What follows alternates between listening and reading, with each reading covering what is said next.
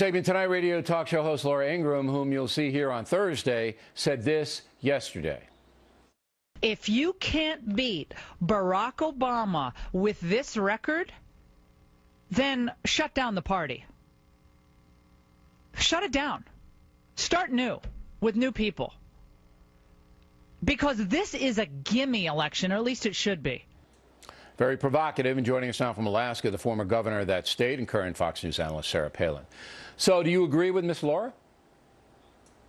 Oh, absolutely. I couldn't have said it better myself, as she's articulating what so many just common sense, fiscally conservative, independent Americans are thinking is, come on, Republicans, if you can't get the fire lit underneath this base and get them convinced that Barack Obama's lack of a plan to get us out of these economically woeful times, if you can't get your message through that filter of the media, then we're in a world of hurt. Okay, what is the Republican Party not doing, based upon the convention and the race so far, that they should be doing? We're not explaining to the rest of America who thinks that they're going to get a bunch of free stuff from Obama that you have a choice. You either get free stuff or you get freedom. You cannot have both, and you need to make a choice. And if we could explain and get that message through to people that there ain't no such thing as a free lunch and that we are an insolvent nation when you consider us being $16 trillion in debt, we're broke, we can't keep continuing down this path. Well, again, we're in a world of hurt if we can't get that explanation to the public, to the voters, regarding what the choices are. Is it possible, though, that the country has changed with 50% of American homes receiving some kind of welfare, means tested? We're not talking Medicare, Social Security. Half, all right? Of the population now somewhat dependent on the federal and state governments. Is it possible that the message is, I want the stuff, I'll sacrifice the freedom? Is that possible? Well, it's possible that we are so far down that road, Bill, yes, that the majority of Americans could no matter how vehemently the message is stated. That because nonsense. I don't know if that's true or not, but I know that the demographics are changing, and I know the Obama administration is basically targeting Hispanic Americans, women, African Americans, and labor union people to try to get the coalition of the willing to win the election. So the population is changing.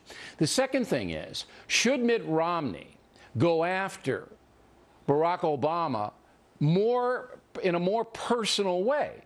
Should he use words like incompetent, dangerous, socialist, those kinds of buzzwords that would get an enormous amount of attention? It would lock people in. Well, and they're not just buzzwords. Those are accurate descriptions of our commander-in-chief. So you say yes, he should do that? Yes, he should be very aggressive, and he should be adamant in his attacks on Obama's record, which is so dismal, his plan or lack of a plan of Obama's to get us out of these woeful times. Yes, he needs to be severely aggressive in his articulation. But listen, you know, you bring up those demographics and what they're representing in terms of perhaps wanting some free stuff. You need to remember, America is still center-right.